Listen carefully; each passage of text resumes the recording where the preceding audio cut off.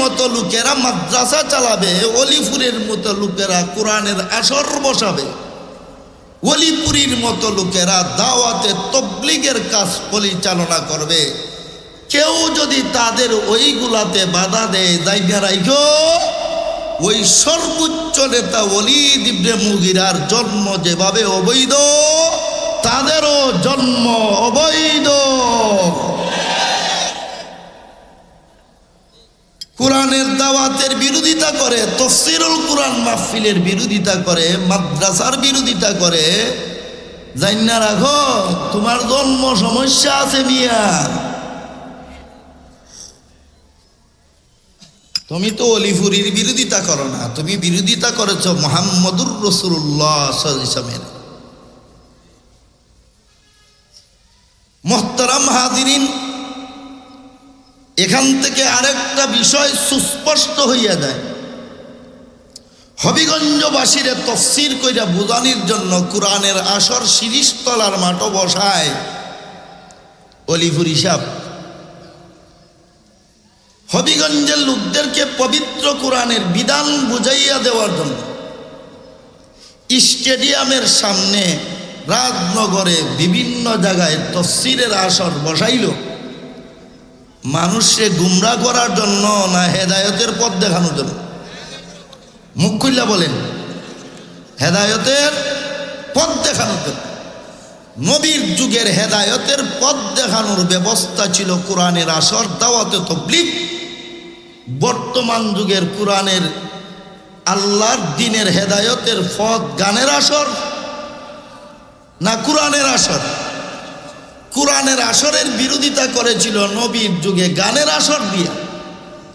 এখন যদি দেখা যায় হবিগঞ্জের যেই জায়গায় তাফসীরুল কোরআন মাহফিল করে হেদায়েতের আসরের বসানোর ব্যবস্থা করলেন অলিপুরীরা, এর পাশেই যদি বৃন্দাবন কলেজের মধ্যে তোমরা গানের আসর বসাও, তাহলে আমরা নিশ্চিতভাবে বলতে পারি তোদের জন্মের সমস্যা আছে। তোদের পূর্বপুরুষ হইল আবু জেহেল, আবু লাহাব, ওলীদ ইবনে মুগীরা, নদর ইবনুল হারেস, আর আমাদের পূর্বপুরুষ হইলেন হযরত সাহাবায়ে কেরাম। মেলার খেলায় যারা যায়, বেড়ার চরিত্র কতটুকু এটা আপনারা তো জানেন। এই বেড়িদের চরিত্রটা মনে হয় খুব বেশি ভালো থাকে। গানের আসরে যায়, চরিত্র ভালো হইলে যায় না চরিত্র খারাপ হইলে যায়? একটা বেরিয়ে সুমি নামক একটা গাঞ্জা ফসা মেয়েরে তোমরা হবিগঞ্জে আইনা বৃন্দাবনে আনলা গান করানোর জন্য। নাম, এটার নাম দিছে সুমি। বেডি পুরাটা শরীর রে এমনভাবে সাজাইছে, বেডা ও হার মানে। আমি একবার ছবিটা দেখিয়া ভাবছিলাম যে ইডারে কোনো মাদারের বন্ডার সাথে মিলাইয়া দিলে বুঝুই তুইব, মাদারে মাদারে ইডারে ভালাইলে ঠিক হইব। একটা সুমিরে আনার জন্য তোমরা হবিগঞ্জের পবিত্র জায়গার বৃন্দাবন কলেজে তোমরা গানের আসর বসাইলা। এই মাসেই তো, জানেন না? জানেন না? কে কে জানেন হাত উঠান। সবাই জানেন এই মাসের শুরুতেই বৃন্দাবন কলেজে যে গানের আসর বসাইল, দিনে না রাত্রে গানের আসর বসাইয়া যেই সমস্ত শত শত মেয়ে আসছিল, চরিত্র নিয়ে যাইতে পারছে না চরিত্র ধ্বংস হইছে? একটা মেয়েও কাপড় ভালো নিয়ে যাইতে পারে নাই। কেন? কোরআনের আসরে না গানের আসরে? গানের আসরে। এর দ্বারা কোরআন হাদিসের দলিল দিয়া বুঝানি লাগে না, তাফসীর কইরা বুঝানি লাগে না। কোনটা হালাল আর কোনটা হারাম কোরআন দিয়া হাদিস দিয়া বুঝানি লাগে না। সমাজের চরিত্রে দেখলেই বোঝা যায় যেই কলেজের মধ্যে পবিত্র চরিত্রের সন্তান জন্ম হইয়া ভবিষ্যৎ সন্তান, পবিত্র সন্তান জন্ম দেওয়ার কথা ছিল, সেই কলেজে গানের আসর বসাইয়া মেয়েদের চরিত্র নষ্ট করে তোমরা পরিচয় দিয়েছ তোমরা রাসূলের যুগের মুশরিকদের সুসন্তান। তোমরা মনে করছো অলিপুরী সাহেব সংগ্রাম পরিষদ সহ ওনার যারা আছে উনারা প্রতিবাদ করেছেন, শেষ আমরা গায়ের দূরে কইরা নিছি। এমন করা করছস তোরার মা বোনের ইজ্জত ঠিক থাকে নাই। আলেম উলামারে বিদ্যাঙ্গুলি দেখাও। আলেম উলামারে বিদ্যাঙ্গুলি দেখানোর চেষ্টা করলে ঘরের বেডির চরিত্র ভালো থাকবে না। মহানবী মুহাম্মদুর রাসূলুল্লাহ সাল্লাল্লাহু আলাইহি সাল্লাতু ওয়াস সালাম আল্লাহর দ্বীনের দাওয়াত দিচ্ছিলেন। দ্বীনের দাওয়াতকে বন্ধ করার যত ষড়যন্ত্র ছিল, এর একটা ষড়যন্ত্রের নাম বলুন না। কিসের আসর? গানের আসর। হাদিস শরীফে হযরত রাসূল করিম সাল্লাল্লাহু আলাইহি ওয়াসাল্লাম ফরমান, আমার উম্মতের কিছু সংখ্যক উম্মত এমন হবে এরা মদ হারাম, এই মদকে পান করার জন্য মদের নাম পরিবর্তন করবে হালাল বানানোর জন্য। এরা মদের আসরে যখন বসবে,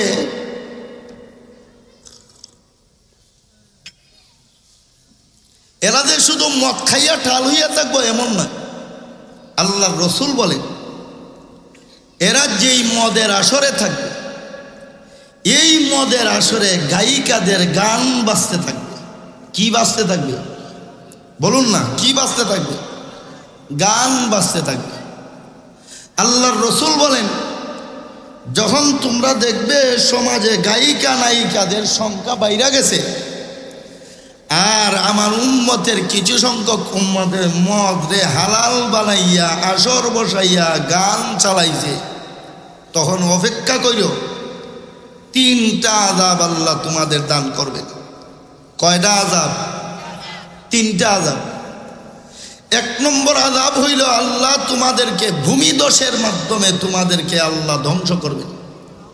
কি দোষের মাধ্যমে? পৃথিবীর মাঝে মাঝে হইতেছেনি, কিছুদিন আগে একটা ঠেলা দিয়া গেছেনি। কয়দিন আগে? এই যে 21 তারিখে এক ঠেলা দিয়া গেল না? আমার জীবনে তো এইরকম ভূমিকম্প দেখছি না। আপনারা দেখছেন? আমি তখন ঢাকায় ছিলাম। রংপুরের সবচাইতে বড় মাদ্রাসা জুম্মাপাড়া মাদ্রাসার মাহফিল শেষ করে ঢাকায় আমার রূপগঞ্জে একটা মাহফিল ছিল। আমি সকালে আইসিয়া যখন জুম্মার প্রস্তুতি নিচ্ছিলাম, এমন সময় আপনারা তো সবাই দেখছেন এই অবস্থা কি। মুহতারাম হাজিরিন, এই যে ভূমিকম্পগুলা হয় কেন? জিনার কারণে। কিসের কারণে বলুন? কিসের কারণে? শুধু আগুন লাগে, অমুক বাড়িতে আগুন লাগে, অমুক বাজারও আগুন লাগে, অমুক দোকানও আগুন লাগে, বারবার আগুন লাগে। কয় আগুন লাগে অমুকের দোষে, আসলে অমুকের দোষে না গুনার কারণে। কি গুনাহ?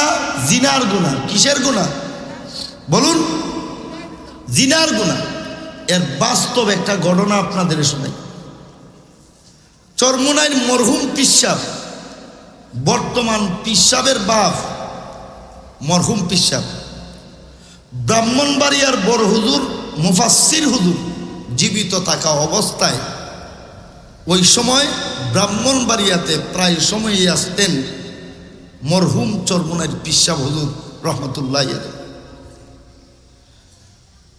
এক এলাকায়, আমি নাম বলবো না, একটা গ্রামে প্রতি বৎসর আগুন লাগে। গ্রামের এক মাথা থেকে আগুন লাগে, লাগিয়া একবারে শেষ মাথা পর্যন্ত জ্বলে। কোথায়?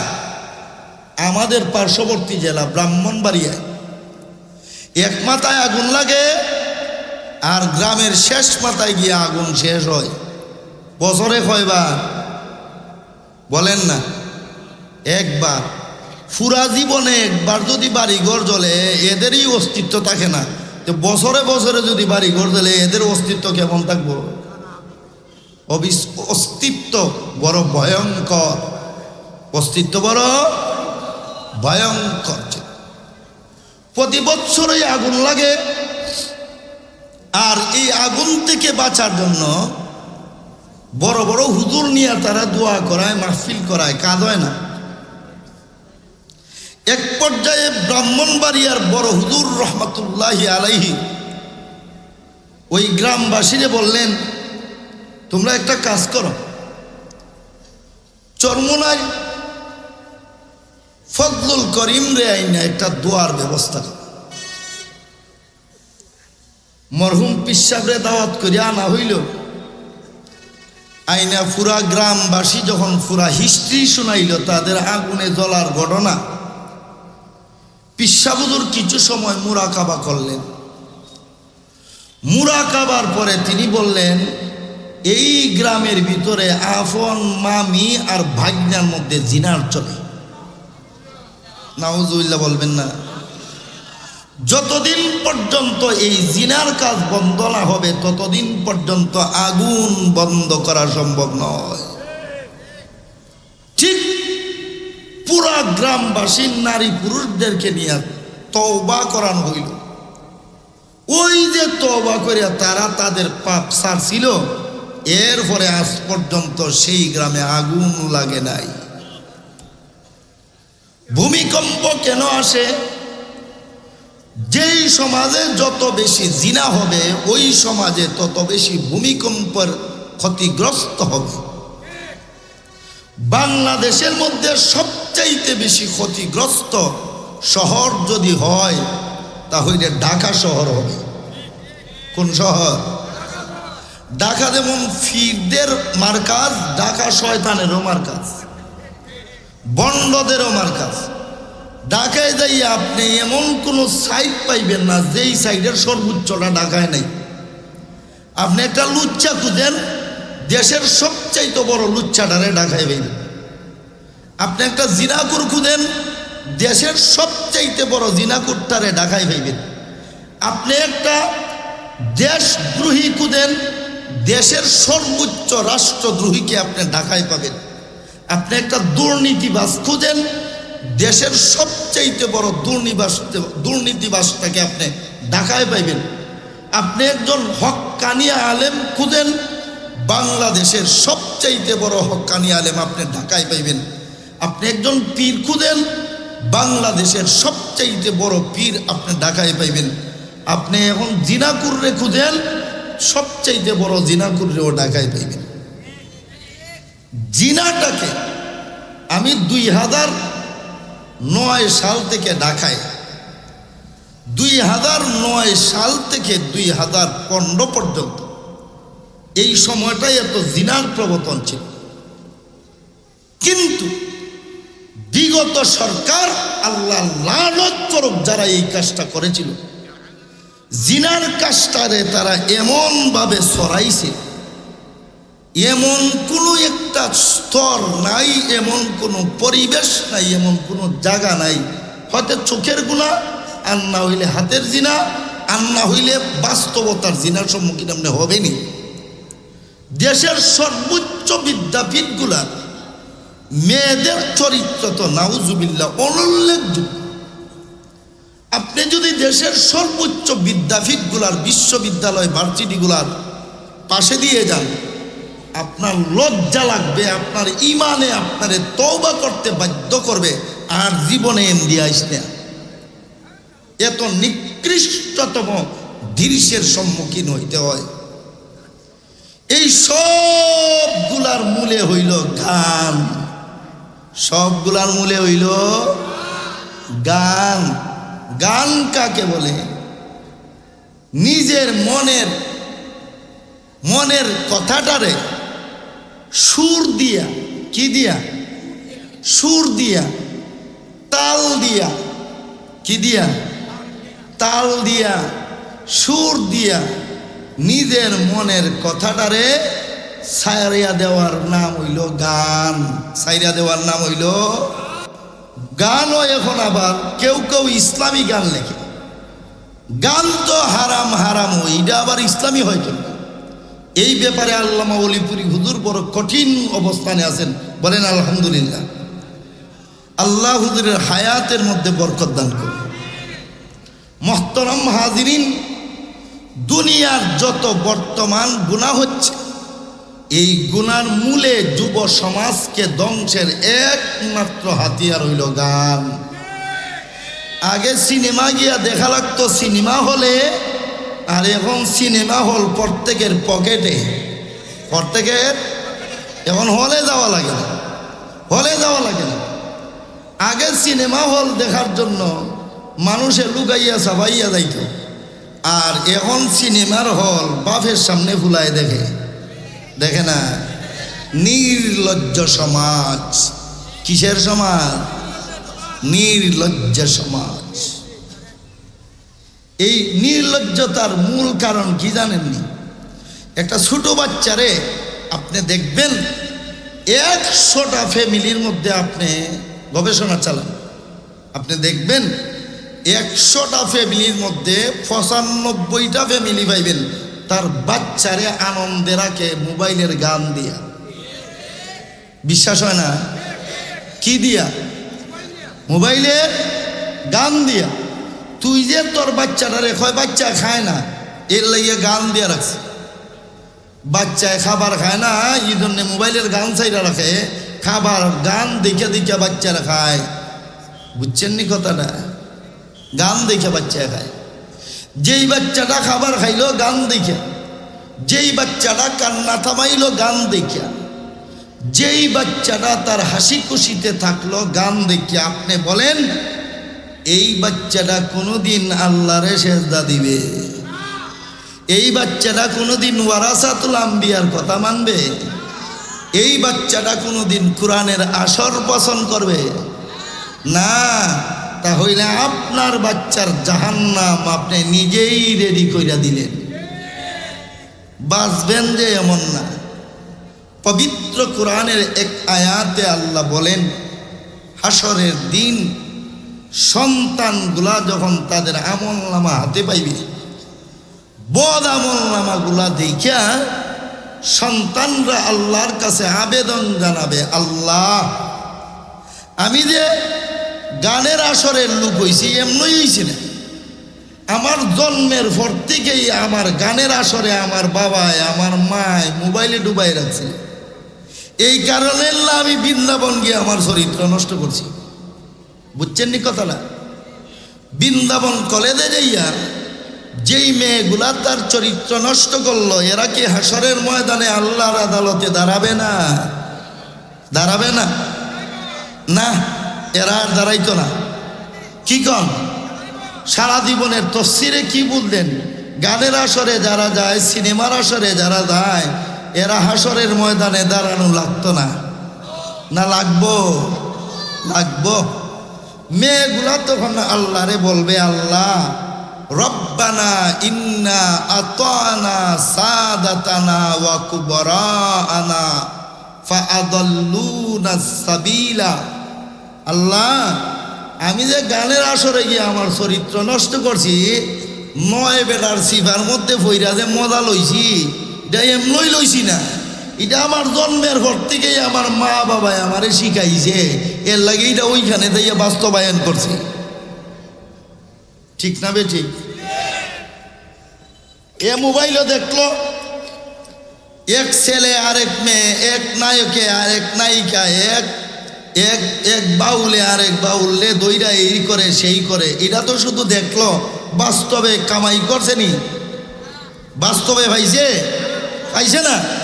ছোটবেলার থেকে দেখা দেখা দেখা দেখা টার্গেট করতেছে, হ্যাঁ কেমনে কামাইটা করবো, শিকারটা করবো। যেই মাত্র উপযুক্ত বয়সে বৃন্দাবন কলেজে ভর্তি হয়েছে, ওই শিকারের তার সময় আইছে। এই জন্য দায়ী কে? সন্তান না মা বাবা?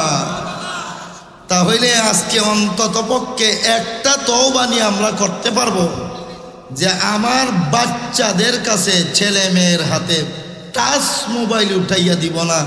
এই প্রতিজ্ঞা অন্তত আল্লাহর দরবারে আমি করলাম। আর কে আছেন? আল্লাহ সবাইকে কবুল করুন।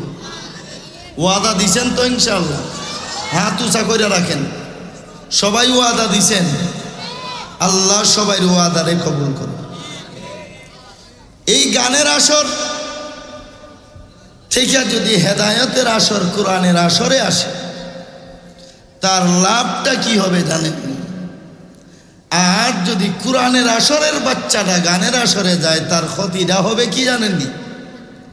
হাসরের মাঠে সন্তানে বলবে, আল্লাহ আমার গানের জীবন গঠন করে আজকে আমার জাহান্নামে যাওয়া লাগতেছে। আল্লাহর কোরআনের বর্ণনা।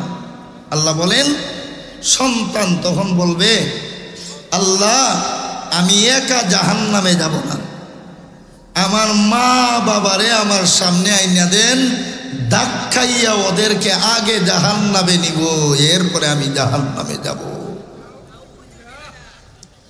আর যদি তারে কোরআনের আসরের লোক বানাইয়া দেন, তাহলে বাচ্চাটায় আপনার জীবনে মরণে দোয়া করবে। আর যদি কোরআন পড়নেওয়ালা হইয়েই যায়, হাসরের ময়দানে আপনারে জান্নাতে না নিয়ে জান্নাতে যাবে না।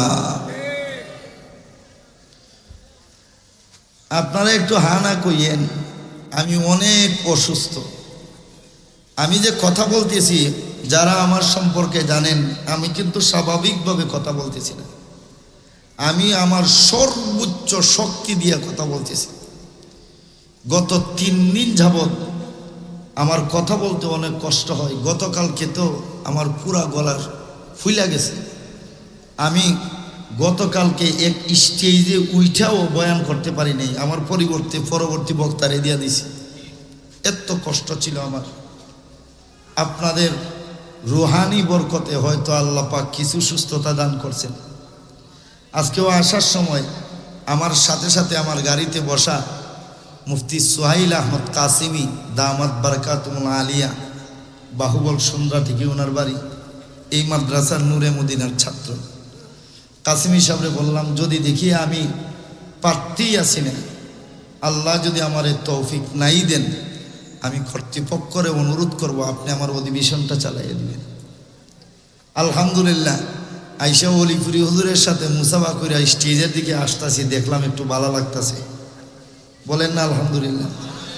কথা যা বলতেছি ওই আপনাদের চাহিদার উপরে, আপনাদের তামান্নার উপরে আল্লাহ কথাগুলো বাহির করতেছে। দোয়া করেন আল্লাহ যেন আমাকে সুস্থ করে দেন। আমার বড় মেয়ে খুব বেশি অসুস্থ। মাহফিলে আসার 10 মিনিট আগে আমি ডাক্তারের কাছ থেকে ঔষধ নিয়ে দিয়া আপনাদের কাছে আসছি, তার জন্য দোয়া চাই। মোহতারাম হাজিরিন, বলুন, হাসরের ময়দানে বাচ্চারে গানের আসরের উপযোগী বানাইলে আমরা দরা খাবো না ছাড় পাবো? দরা খাবো। এই দরা খাওয়ার থেকে বাঁচার ব্যবস্থা হইল বাচ্চারে কোরআনের আসরমুখী করা না গানের আসরমুখী করা? কোরআনের আসরমুখী করা। বেঈমান কাফেররা আল্লাহর রসুলের এই আসরে, কোরআনের আসরে বাধা দেওয়ার অনন্য ব্যবস্থা করলো। গানের আসর একটা চমকপ্রদ ঘটনা শুনে, হয়তো এই ঘটনা আপনারা অতীত জীবনে শুনেন নাই। মহানবী মুহাম্মদুর রাসূলুল্লাহ সাল্লাল্লাহু আলাইহি সাল্লাম কোরআনের দাওয়াত দিয়া বাকি সময়গুলা আল্লাহর ঘরখানায় কাবার সামনে কাটাইতেন, দুয়ার হালতে। কিসের হালতে? বলুন, কিসের হালতে? আপনাদের হানার উপরে আমার কথা আসবে। বলুন, কিসের হালতে? দুয়ার হালতে। মুহাম্মদুর রাসূলুল্লাহ সাল্লাল্লাহু আলাইহি সাল্লাম এই রকম জুলুম নির্যাতনের সময় কাটাইতে থাকলেন 10 বছর পর্যন্ত। কয় বছর? 10 বছর। এই জুলুম নির্যাতন চলন্ত অবস্থায় বর্তমান আল্লাহর ঘর কাবা শরীফের, মক্কা শরীফের কাছাকাছি রাষ্ট্রটার নাম হইল ইয়াসরিব। কি নাম? বলুন, ইয়াসরিব। ইয়াসরিব রাষ্ট্র থেকে অধিকাংশ যুবক দেখতেছি, এই জন্য প্রসঙ্গক্রমে ঘটনাটা এসেই গেল। ইয়াসরিব রাষ্ট্র থেকে 6 জন যুবক আল্লাহর ঘরখানায় কাবা হজ করার জন্য আসছে। কি করতে? হজ করতে। হজের বিধান চলন্ত অবস্থায় বেঈমান কাফেরদের আসর তো আছে, ওই না নাই? এই আসরও চালাইছে, মানুষে আবার দাওয়াতও দেয়। পাগল আছে, কি আছে? পাগল, জাদুঘর, জাদু করে লাইব, এইরকম বলতেছে। সমস্ত হাজিদের কি বলে? ইয়াসরিবের 6 যুবক আল্লাহর ঘর খানায় কাবার হজ পালনরত অবস্থায় এই 6 জনের একজনে ভাবল, দুপুরের সময় তো পরিপূর্ণ সূর্যের আলো থাকে, দেখছেন না চৈত মাইয়া রোদ, বৈশাখ মাইয়া রোদ, সূর্যের পরিপূর্ণ তাপ চলন্ত অবস্থায় দুপুরের সময়ে মানুষ হয়তো তাঁবুতে আশ্রয় গ্রহণ করে, আর না হইলে যার যার বাসায় আশ্রয় গ্রহণ করে। তখন তো হারাম শরীফের আশেপাশে কেউ থাকবে না।